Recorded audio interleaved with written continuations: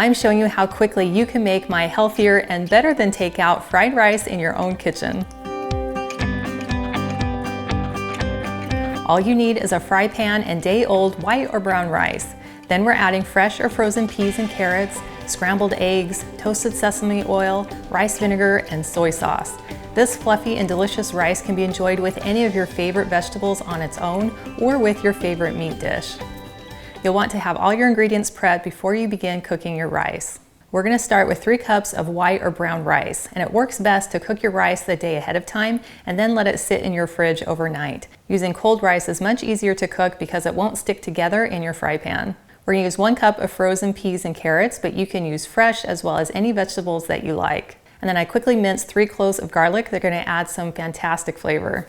And then we're going to add 2 eggs to our rice. So I'm just going to crack them into this bowl and then mix them together so they're all ready to go. And to add even more delicious flavor, we're adding half of a white onion. I'm dicing it nice and small so that it's roughly the same size as all the other ingredients in the fried rice. So I'm going to cut it into these narrow slices and then use my Vidalia chop wizard to dice it even smaller. This makes quick work of dicing an onion. To give our fried rice the perfect amount of flavor, we're going to make a very simple sauce. We'll start by adding 2 tablespoons of soy sauce, 1 tablespoon of rice vinegar, 1 tablespoon of sesame oil, half a teaspoon of salt, and a couple dashes of pepper. And then simply give it a little stir and set it aside. Now that we have all of our ingredients prepared, we'll go ahead and get our fry pan nice and hot. Pour in about 2 tablespoons of some light olive oil. And then I'm adding in my peas and carrots and then stirring them around so they get coated in the olive oil. And I'll add a pinch of salt. And to help speed up the process, I can go ahead and put a lid on my pan. So after about a minute or 2, I can tell by the smell that they are heated through. So now I'm going to add in my white onions and then give those a good stir, as well as another pinch of salt. And then I'm going to cook the onions for another minute or 2 just until they are nice and translucent. And again, putting the lid on my pan helps to speed that up. So after a couple minutes, I can tell that the onions are nice and clear and cooked through. So now I'm going to add in my garlic cloves. And I'll give that a good stir to be able to spread out that fantastic flavor. Now that all these ingredients are well incorporated, I'm going to go ahead and push them to the sides to clear out the center so we can bring in the cooked rice. And then I'm going to dump the rice right here in the middle and just kind of gently press it down with my spatula.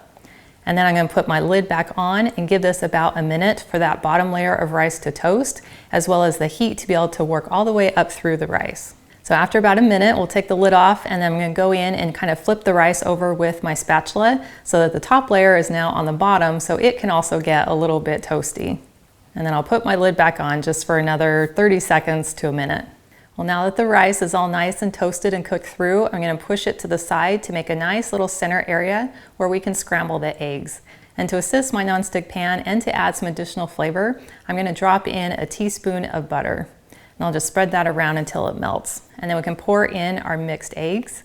And then I'm just going to keep it moving with my spatula until it begins to scramble and cook through. So now that it's mostly cooked through, we can go ahead and stir it in with all the rest of the rice. And we can add in the best part, which is our sauce. And then I'll gently keep stirring until all the ingredients are well incorporated. This is an excellent time to take a sample so that you can add more salt or pepper if needed. That is so good. That tastes better than any takeout fried rice I've ever had. As soon as I bite in, I get this delicious burst of flavor coming in from the soy sauce and the rice vinegar and the sesame oil. And then the rice just has this perfect fluffy texture that still has some really good body to it. And then I love the fresh taste coming in from the carrots and the peas. And then the eggs are just the finishing touch. Not only do they add fantastic flavor, but they also increase the nutritional value. This is one of my family's favorite dishes, and I love that we're eating something with clean, natural ingredients. They're gonna make us feel great even after we eat it. Well, thank you so much for hanging out with me today in my kitchen. I've included a link to the full recipe in the video description below, which takes you to my website, gentletummy.com. I also invite you to like and subscribe to my channel. And if you know someone else who you think would love this recipe, please share this video with them. And I cannot wait to have you hang out with me again in my kitchen.